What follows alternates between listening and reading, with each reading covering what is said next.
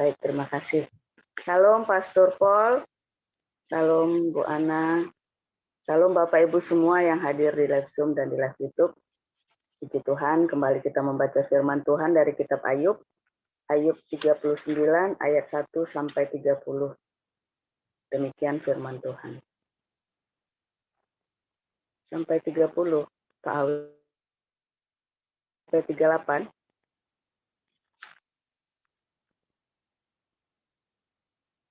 Ayat 39, 1 sampai 30, Bu, disuruhnya. Oke, baik. Terima kasih, Pak Awi. Iya. Dapatkah engkau... Ada yang salah ini, Ayub 39 itu ada Sampai 38 ayat. Iya. Jadi harus dibagi 2, 1 sampai 20, 21 sampai 38. Baik, terima kasih, Pastor. Sampai 20 ya. Saya baca sampai 20, kan? Iya, oke. Baik, terima kasih. Ayub 39 ayat 1 sampai 20, demikian firman Tuhan. Dapatkah engkau memburu mangsa untuk singa betina dan memuaskan selera singa-singa muda? Kalau mereka merangkak di dalam sarangnya, mengendap di bawah semak belukar? Siapakah yang menyediakan mangsa bagi burung gagak apabila anak-anaknya berkauk-kauk kepada Allah, berkeliaran karena tidak ada makanan? Apakah engkau mengetahui waktunya kambing gunung beranak? Atau mengamat-amati rusa waktu sakit beranak?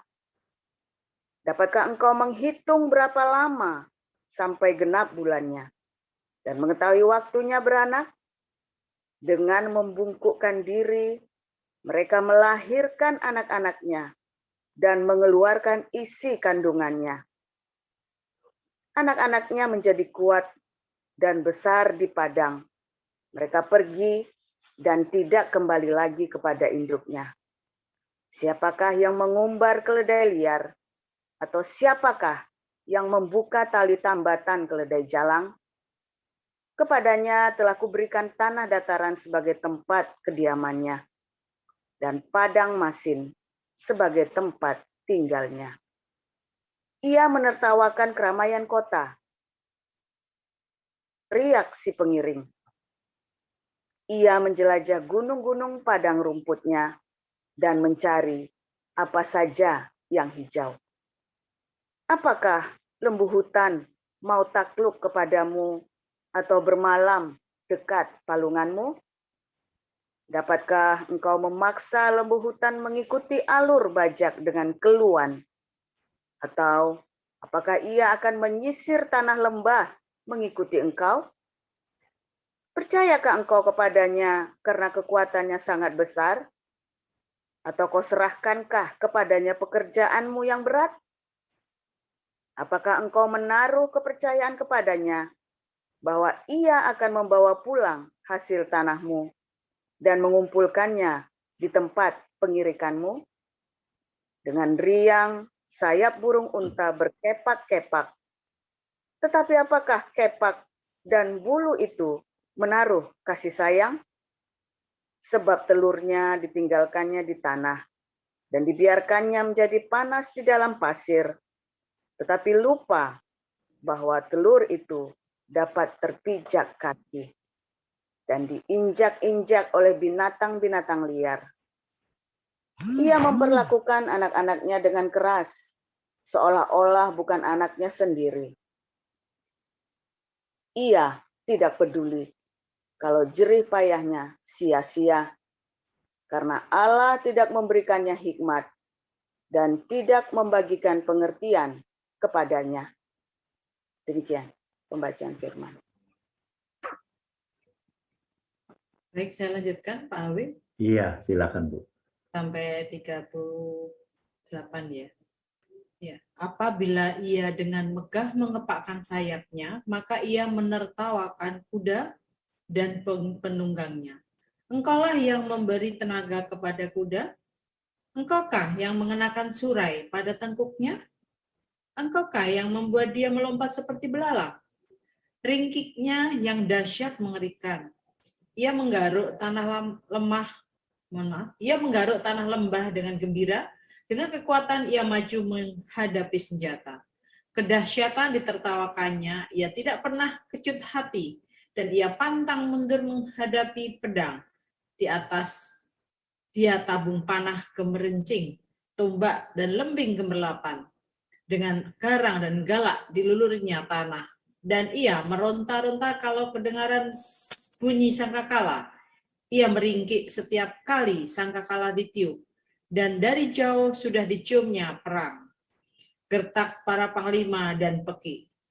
Oleh pengertianmu kah burung elang terbang, mengembangkan sayapnya menuju ke selatan?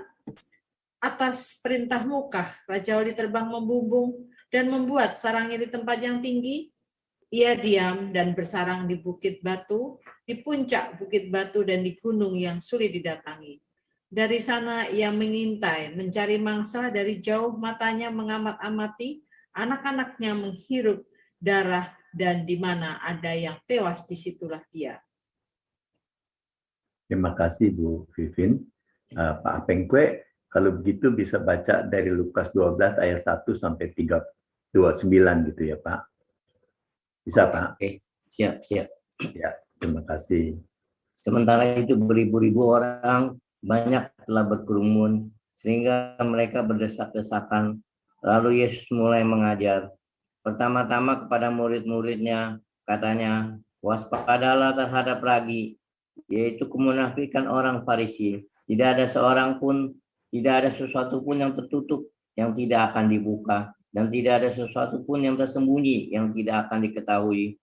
Karena itu apa yang kamu katakan dalam gelap akan kedengaran dalam terang, dan apa yang kamu bisikkan ke telinga di dalam kamar akan diberitakan dari atas atap rumah.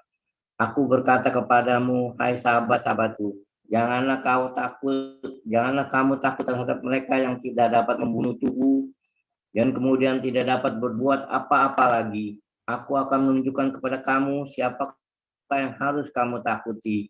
Takutilah dia yang setelah membunuh mempunyai kuasa untuk melemparkan orang ke dalam neraka. Sesungguhnya aku berkata kepadamu, takutilah dia. Bukankah burung pipit dijual 5 ekor 2 duit? Sungguh pun demikian tidak seekor pun daripadanya yang dilupakan Allah. Makan rambut kepalamu pun terhitung semuanya. Karena itu jangan takut, karena kamu lebih berharga daripada banyak burung pipit.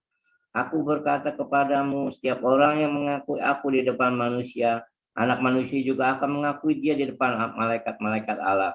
Tetapi barang siapa menyangkal aku di depan manusia, ia akan disangkal di depan malaikat-malaikat Allah. Setiap orang yang mengatakan sesuatu melawan anak manusia, ia akan diampuni. Tetapi barang siapa menghujat Roh Kudus, ia tidak akan diampuni.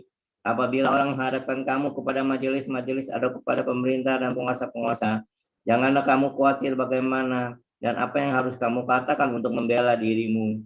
Sebab pada saat itu juga Roh Kudus akan mengajar kamu apa yang harus kamu katakan. Seorang dari orang banyak itu berkata kepada Yesus, Guru, katakanlah kepada saudaraku supaya berbagi warisan dengan aku. Tetapi Yesus berkata, saudaraku, siapa yang telah mengangkat aku menjadi hakim atau pengantara atas kamu? Katanya kepada mereka, berjaga-jagalah dan berwaspadalah, dan waspadalah terhadap segala ketamakan. Walaupun berlimpah-limpah hartanya, hidupnya tidaklah bergantung pada kekayaannya.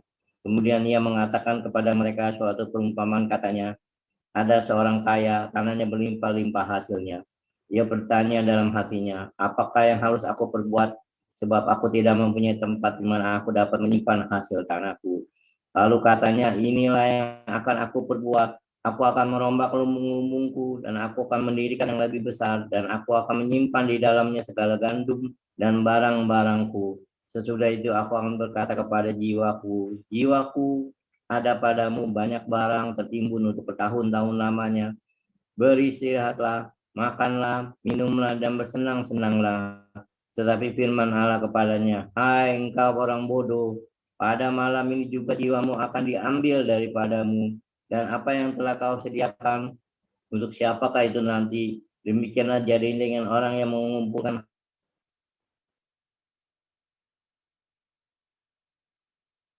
Suaranya hilang. Pak Pengkue. Ya, tawas sebentar lagi bunyi Pak. Tolong dilanjutkan aja. Oke. Jadi saya 21 ya. Demikianlah jadinya orang yang mengumpulkan harta bagi dirinya sendiri, jikalau ia tidak kaya di hadapan Allah. Yesus berkata kepada murid-muridnya, karena itu aku berkata kepadamu, janganlah khawatir akan hidupmu, akan apa yang hendak kamu makan, dan jangan khawatir pula akan tubuhmu, apa yang hendak kamu pakai. Sebab hidup itu lebih penting daripada makanan, dan tubuh itu lebih penting daripada pakaian. Perhatikanlah burung-burung gagak yang tidak menabur, dan yang tidak menuai, dan yang tidak mempunyai gudang atau lumbung, namun demikian diberi makan oleh Allah. Betapa jauhnya kamu melebihi burung-burung itu. Siapakah di antara kamu yang karena kekhawatirannya dapat menambahkan sehasta pada jalan hidupnya? Jadi, jikalau kamu tidak sanggup membuat barang yang paling kecil, mengapa kamu khawatir akan hal-hal lain? Perhatikanlah bunga bakung yang tidak meminta dan yang tidak menenun, namun aku berkata kepadamu, Salomo dalam segala kemegahannya pun tidak berpakaian seindah salah satu dari bunga itu. Jadi, jika rumput di ladang yang hari ini ada dan besok dibuang ke dalam api, demikian didandani Allah terlebih lagi kamu, hai orang yang kurang percaya. Jadi janganlah kamu mempersoalkan apa yang akan kamu makan atau apa yang kamu minum, dan janganlah cemas hatimu. Semua itu dicari bangsa-bangsa di dunia yang tidak mengenal Allah. Akan tetapi Bapamu tahu bahwa kamu memang memerlukannya semua itu. Tetapi carilah kerajaannya, maka semuanya itu akan ditambahkan juga kepadamu. Janganlah takut, hai kamu kawanan kecil, karena Bapamu telah berkenan memberi kamu kerajaan itu. Jualah segala milikmu dan berikanlah sedekah. Buatlah bagimu pundi-pundi yang tidak dapat menjadi tua, suatu harta di surga yang tidak akan habis, yang tidak dapat didekati pencuri, dan yang tidak dirusak ngengat. Karena di mana hartamu berada, di situ juga hatimu berada. Hendaklah pinggangmu tetap terikat dengan pelitamu tetap menyala. Dan hendaklah kamu sama seperti orang-orang yang menanti-nantikan tuannya yang pulang dari perkawinan, supaya jika ia datang dan mengetuk pintu, segera dibuka pintu baginya. Berbahagialah hamba-hamba yang dapati tuannya berjaga-jaga ketika ia datang. Aku berkata kepadamu, sesungguhnya ia akan mengikat pinggangnya dan mempersilahkan mereka duduk makan, dan ia akan datang melayani mereka. Dan apabila ia datang pada tengah malam atau pada dini hari dan mendapati mereka berlaku demikian, maka berbahagialah mereka. Tetapi ketahuilah ini, jika tuan rumah tahu pukul berapa pencuri akan datang, ia tidak akan biarkan rumahnya dibongkar. Hendaklah kamu juga siap sedia, karena Anak Manusia datang pada saat yang tidak kamu sangkakan. Kata Petrus, Tuhan, kamikah yang Engkau maksudkan dengan perumpamaan itu, atau juga semua orang? Jawab Tuhan, jadi siapakah pengurus rumah yang setia dan bijaksana yang akan diangkat oleh tuannya menjadi kepala atas semua hambanya untuk memberikan makanan kepada mereka pada waktunya? Berbahagialah hamba yang dapati tuannya melakukan tugasnya itu ketika tuannya itu datang. Aku berkata kepadamu, sesungguhnya tuannya itu akan mengangkat dia menjadi pengawas segala miliknya.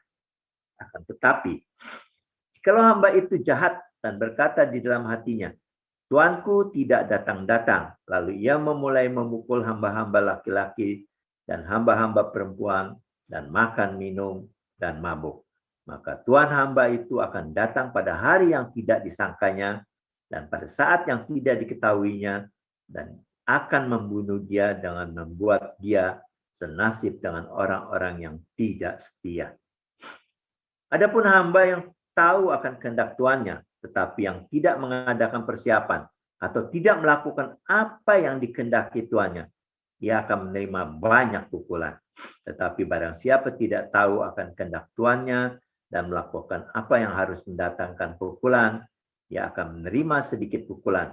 Setiap orang yang kepadanya diberi, banyak diberi, daripadanya akan banyak dituntut. Dan kepada siapa yang banyak dipercayakan, daripadanya akan lebih banyak lagi dituntut. Aku datang untuk melemparkan api ke bumi, dan betapakah akan aku harapkan api itu telah menyala.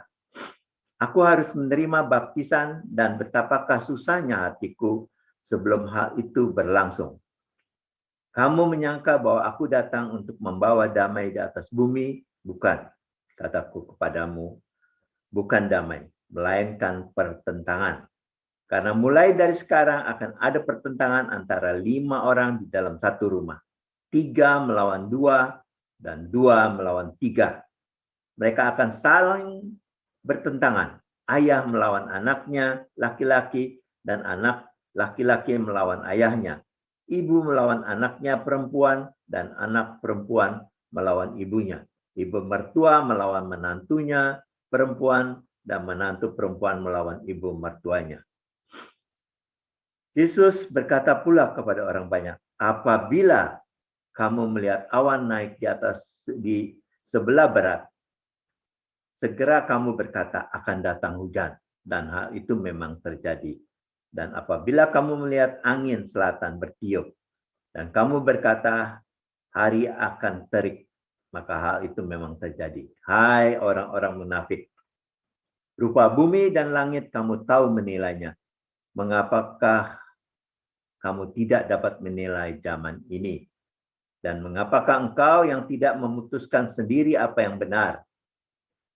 Sebab jikalau engkau dengan lawanmu pergi menghadap pemerintah, berusahalah berdamai dengan dia selama di tengah jalan, supaya jangan engkau diseretnya kepada hakim, dan hakim menyerahkan engkau kepada pembantunya, dan pembantunya itu melemparkan engkau ke dalam penjara. Aku berkata kepadamu, engkau tidak akan keluar dari sana sebelum engkau membayar hutangmu sampai lunas. Demikianlah firman Tuhan. Silakan Pak Paul. Ya, haleluya. Ya, Pak. Hari ini cuma 2 pasal, tapi panjang banget ya. Luar biasa, ada hampir 100 ayat kita hari ini baca. Namun berbahagialah orang yang memiliki firman Tuhan, dan setiap hari dia hidup di dalam kasih-Nya. Karena firman itu kan jadi rema, rema itu kan jadi iman. Iman itulah yang akan menyelamatkan kita semua. Nah, Tuhan hari ini mengajarkan kepada kita untuk belajar dari alam, dari nature ya, yang ada di dunia ini. Kemarin kita disuruh melihat ke atas, ke langit, ke universe, ke semesta. Sekarang kita disuruh melihat ke alam ya. Saudara, ketika kita belajar, Ibu Ana tolong tampilkan Pengkhotbah 3 ayat 19 ya. Pengkhotbah 3 ayat 19. Apa bedanya Alkitab dengan orang Islam dengan orang Kristen? Orang Islam itu memandang rendah binatang. Ya. Orang Kristen itu menghargai binatang. Orang Yahudi itu menghargai binatang. Ya. Ketika orang Kristen, ketika orang Islam itu menganggap bahwa manusia, orang-orang kafir lebih rendah, lebih buruk daripada binatang, maka di dalam kekristenan orang, mau orang benar, mau orang nggak benar, ya nasibnya sama seperti binatang. Artinya jangan sombong. Tuhan ngajari kita perumpamaan tentang berbagai macam binatang. Ya, Tuhan ajari kita berbagai macam perilaku binatang dari perjanjian lama sampai perjanjian baru. Saya heran kenapa orang Islam tidak mau belajar dari binatang. Apakah ada ibu makan anaknya, orang tua yang makan anaknya? Banyak. Ya. Banyak. Alkitab dengan jelas menuliskan 2 kali ya, 1 kali ya, satu penyerangan Raja Aram mengepung, lalu ada seorang ibu yang menyembelih anaknya buat dimakan, ya kan? Nah, harimau saja nggak makan anaknya, saudara, tapi manusia itu tega makan anaknya, ya. Harimau saja nggak tega. Kita belajar dari binatang. Banyak sekali perilaku binatang yang lebih mulia. Anjing akan ingat siapa yang kasih makan, manusia enggak. Banyak ya manusia-manusia yang jangankan lupa sama yang kasih makan, sama ibunya saja dia berani angkat tumitnya sama orang tuanya. Anjing saja tidak akan pernah menggigit majikannya, saudara. Ya, tapi berapa banyak Anda nolong orang yang ditolong itu malah mencelakakan Anda. Ya kan? Pengkhotbah 3 ayat 19, Bu Ana. Pengkhotbah 3 ayat 19. Nah, banyak sekali kita merasa lebih mulia dari binatang. Tetapi kenyataannya perilaku kita tuh lebih buruk dari binatang. Bahkan orang-orang yang beragama. Binatang itu tahu tolong menolong, ya. Binatang itu tahu menolong, saling tolong menolong mereka. Manusia nggak ngerti tolong menolong. Mereka selalu berpikir untukku dulu, untukku dan untuk bahkan dia sudah lebih saja tetap untuk binatang. Kalau sudah kenyang dia taksit, ya dia bisa tadi tolong menolong tanpa harus diajarin, ya tanpa harus diajarin. Sudah siap ayatnya Bu Ana, Pengkhotbah 3 ayat 19.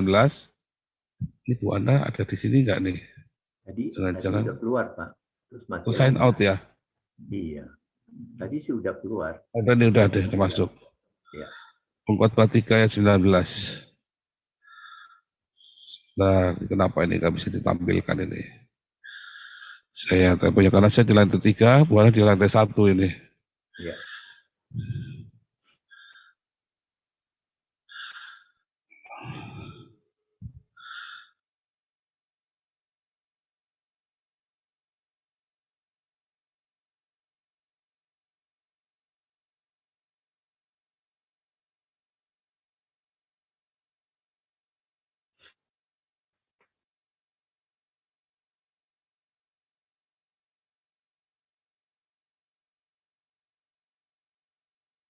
Ganti tampilannya jangan dari sini karena kecil sekali, nggak kelihatan. Saya saja yang tampilkan, aku aja yang tampilkan yang. Bentar ya. Ini harus ditampilkan ya supaya Anda orang-orang di Indonesia sampai hari ini, orang Kristen di Indonesia masih di framing sama Islam ya. Kalian berpikir manusia lebih, kemarin waktu saya ngajar di kelas apologetik itu sampai ada yang kaget-kaget. Kalau kita sama dengan binatang dong. Ya, emang sama, saya bilang. Emang sama, siapa yang membedakan kamu dengan binatang? Ya, saya tunjukkan ya. Oke, sudah. Bahkan disebutkan dengan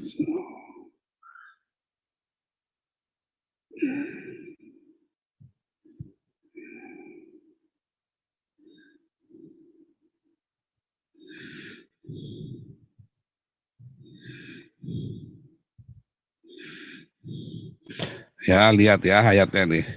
Tentang anak-anak manusia, aku berkata dalam hati, Allah hendak menguji mereka dan memperlihatkan kepada mereka bahwa mereka hanyalah binatang. Ya, mamalia. Anda dan saya sama dengan binatang. Wah, hina sekali Pak, kurang ajar penghinaan. Anda merasa terhina. Ya, kita berpikir lebih mulia dari binatang. Tapi kenyataannya banyak kali binatang menunjukkan perilaku yang lebih mulia daripada manusia, bahkan daripada manusia-manusia yang mengaku dirinya beradab. Binatang itu kalau membunuh karena satu, dia mempertahankan dirinya, atau dia mau makan. Manusia membunuh enggak yang ustadz, enggak yang pendeta, cuman karena iseng. Ya kan? Dia tembak burung udah selesai, tinggal pergi, burungnya nggak dimakan.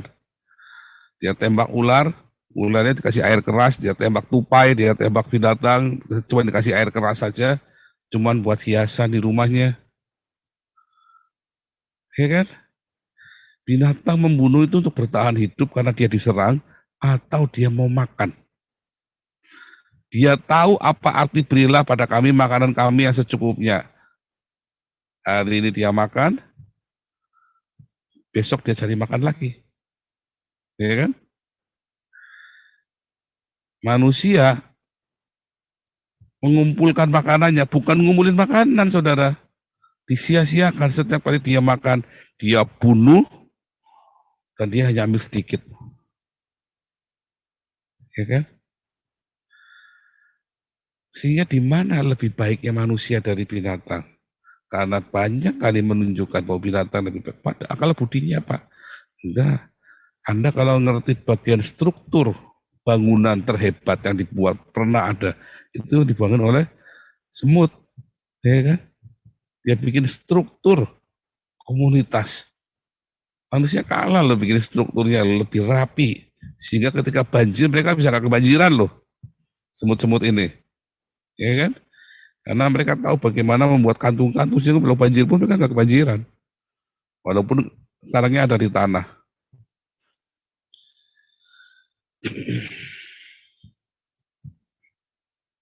Nah, saudara, setiap kali kita memikirkan kita ini lebih hebat daripada ciptaan Tuhan yang lain. Ya, kita ini sedang menjadi orang yang bodoh. Ya. Kita ini lebih mulia daripada binatang. Saya sering di sekolah diajarin begitu sama siapa bilang? Ya, enggak. Anda akan menjadi lebih mulia dari binatang. Anda akan lebih mulia daripada yang lain ketika Anda hidupnya penuh kasih. Tetapi binatang pun bisa penuh kasih ya. Saudara pernah lihat anjing menangisi atau anjing yang menolong binatang lain yang lagi kesulitan? Anda pernah lihat? Banyak ya. Secara naluri mereka bisa menolong yang lain. Bahkan seekor harimau yang memelihara binatang lain, ya kan? Banyak sekali itu terjadi di alam semesta ini. Tuhan suruh ajar, sebenarnya kita belajar dari binatang-binatang. Ya, kita pun dipanggilnya domba-domba. Hina sekali, saya pernah ya waktu pertama kali membaptis orang-orang Iran ini, orang-orang Syiah ini ya. Lalu Pastor Fred yang di Jerman itu, ya, Pastor Fred yang di tempat kami membaptis itu, dia ngasih perumpamaan tentang keledai. Kita ini seperti keledai dan seperti berbeda. Orang ini marah, saudara, orang pastor, tolong jangan samakan kami dengan binatang. Karena kami tidak terbiasa disamakan dengan binatang. Nah, saya bingung, saya kaget kan. Marah dia disamakan dengan binatang. Pastor ini sampai mukanya merah semua, kebingungan, dia kelabakan, saudara. Waduh, aku sudah menyinggung hati mereka. Terlalu tinggi, terlalu sombong ajaran orang-orang ini ya. Tapi kalau saya lihat dalam perdebatan di Facebook, di media sosial, mereka memang sombong sekali ya. Merasa dirinya mulia. Bahkan ditulis di dalam ayatnya kan, seburuk-buruknya ya orang kafir itu lebih buruk daripada binatang. Saya nggak yakin kalau namanya Mother Teresa itu yang kafir itu lebih buruk daripada binatang. Saya justru melihat Abdul Somad itu lebih buruk dari binatang. Daripada Mother Teresa. Ya. Saya justru melihat ya orang-orang seperti Habib Rizik itu lebih buruk hidupnya daripada Paus Francis. Jauh, saudara. Orang kafir sebaik-baiknya adalah kalau orang sudah jadi. Itu perasaan sombong. Lalu itu diframingkan tiap hari kepada Anda yang tinggal di Indonesia. Bahwa Anda lebih mulia dari binatang.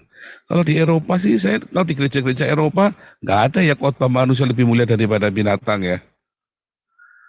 Karena mereka tahu, justru kita disuruh belajar bagaimana merawat semesta ini seperti binatang ini merawat alam semesta.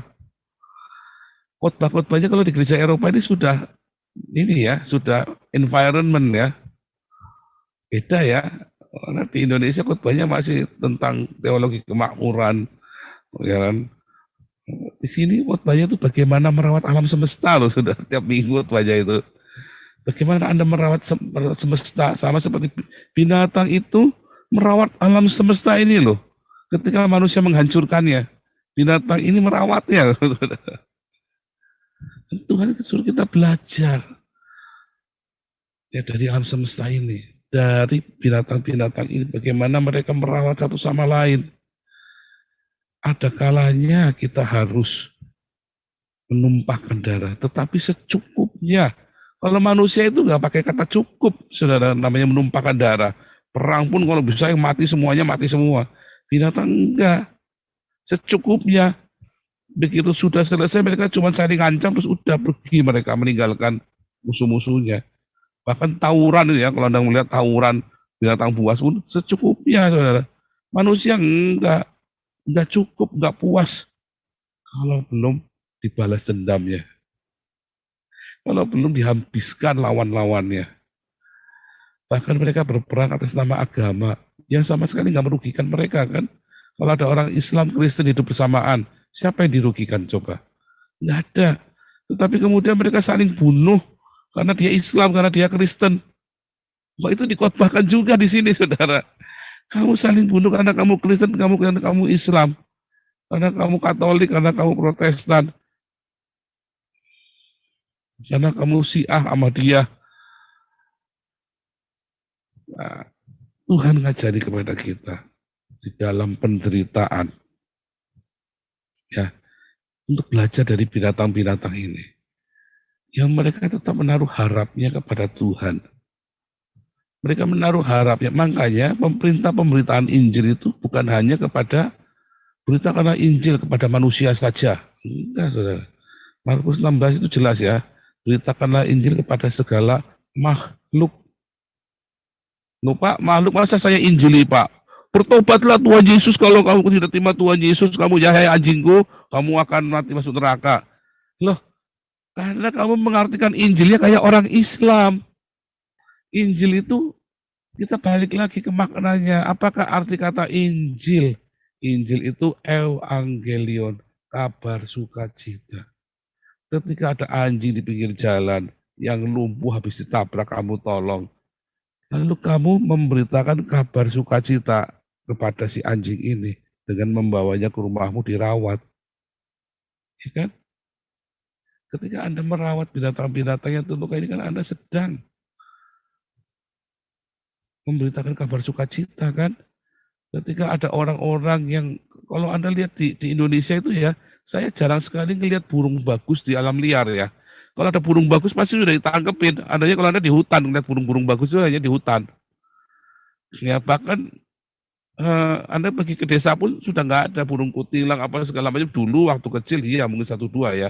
Saya sesuatu banget kalau saya di Indonesia itu, saya lagi di itu lihat ada burung kutilang, ada di pohon cemara ya, di pucuk pohon cemara burung kutilang berbunyi. Sekarang udah nggak ada. Saudara begitu dengar ada burung kutilang bunyi, saudara keluar ambil bedil tembak pasti. Orang-orang di Indonesia kan begitu kan naturnya kan. Enggak yang Kristen, enggak yang Islam, sama saja. Anda punya bedil enggak di rumah? Senapan angin yang buat tembak-tembak burung? Jangan ya, jangan punya. Anda punya, pegang, anak-anakku diajarin, disuruh nembakin tupai, suruh nembakin tikus. Enggak usah ya. Nah, saya nggak tahu ya motif Anda punya senapan angin di rumah itu buat apa. Tetapi rata-rata orang punya senapan angin di rumah ya ada burungnya ditembak, ada apa ditembak. Hatinya nggak tahu, pengen mematikan yang hidup pokoknya. Kalau saya selama tinggal di Eropa ya, saya keluar dari rumah aja saya bisa ngelihat burung yang ekornya panjang ya, warnanya hitam putih, ekornya panjang, terus dia bisa nyanyi, bagus sekali suaranya ya. Tiap hari kita ngelihat begituan, saudara, di taman kita. Kadang-kadang malah kalau kita kasih beras, kita kasih beras atau apa benih gitu ya di depan rumah itu, dia ngumpul semua binatang-binatang apa burung-burung ini ngumpul. Banyak ya di depan rumah-rumah orang-orang ini yang mereka taruh-taruh begituan. Padahal mereka katanya ateis ya. Katanya ateis, sudah dapat Tuhan. Tapi mereka tahu menghargai binatang-binatang ini sebagai yang sama. Mereka menyamakan dirinya dengan binatang-binatang ini. Kasihan kalau sampai tidak punya rumah.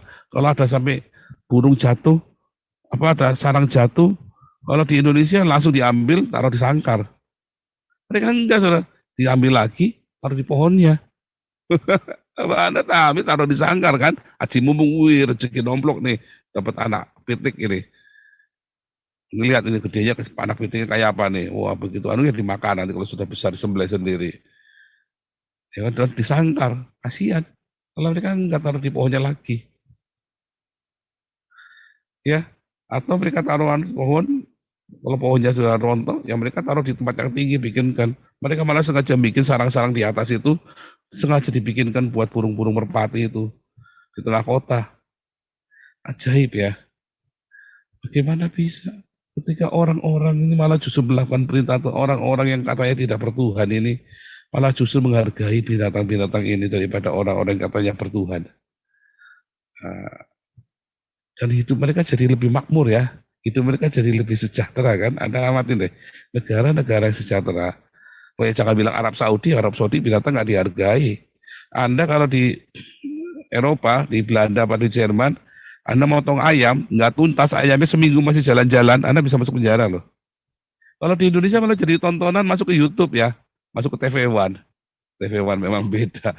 Geblek ya, ini seminggu ayam jalan-jalan nih potong, malah buat tontonan. Kalau di sini Anda, siapa yang motong ini? Didatangi sama partai binatang, saudara. Masuk penjara Anda. Motong ayam nggak tuntas, nggak sampai mati, mayat dibiarkan bisa jalan-jalan seminggu. Ya, Anda kalau ketahuan makan anjing itu ya, masuk penjara, saudara. Anda ketahuan motong anjing itu, karena anjing bukan untuk dimakan. Ya, Anda bisa masuk penjara loh. Anda kalau punya anjing, 2 hari nggak diajak jalan-jalan, tetanggamu tahu, lapor polisi, Anda bisa didenda loh. Tiap hari Anda kalau ngajak jalan-jalan anjingnya. Makanya saya bilang anjing di Eropa lebih beruntung daripada bayi-bayi di Indonesia. Belajar dari binatang-binatang ini, saudara. Belajar cintanya. Bahkan di dalam kebuasan, kebrutalan mereka, mereka tidak makan anaknya. Ya ada binatang yang makan anaknya, tapi ada. Tapi harimau saja yang buas enggak. Tuhan ajari kita untuk belajar sama alam semesta ini. Beritakanlah Injil kepada segala makhluk.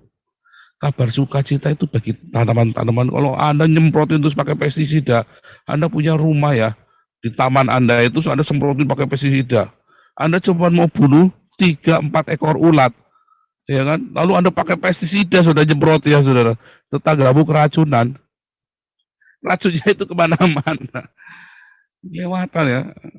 Akhirnya yang terjadi kan? Nah, di dalam penderitaan itu kesempatan Anda belajar. Bagaimana para binatang-binatang ini ketika mereka menderita? Mereka selalu berkata secukupnya. Penderitaan itu kan terjadi karena Anda ingin lebih dari yang secukupnya kan. Binatang-binatang ini tahu kata secukupnya, saudara. Ya, makanya Tuhan mengajarkan kita tentang binatang.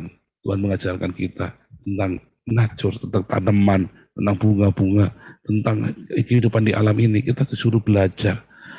Jadi dalam Roma 8 dikatakan segala makhluk menanti-nantikan saatnya anak-anak Allah itu dinyatakan. Karena saat ini mereka menderita. Manusia disuruh mengelola bumi. Ya, beranak cuculah, taklukkanlah bumi. Tetapi manusia tidak menaklukkan bumi melainkan dengan rakusnya mengeksploitasi bumi. Tidak mengelola lagi dengan cinta. Nah, disitulah penderitaan masuk dalam hidupmu. Ketika kita tidak lagi mengelola bumi, tidak menaklukkan bumi dengan cinta, tapi dengan keserakahan. Tuhan Yesus memberkati. Haleluya. Silakan Pak Awe.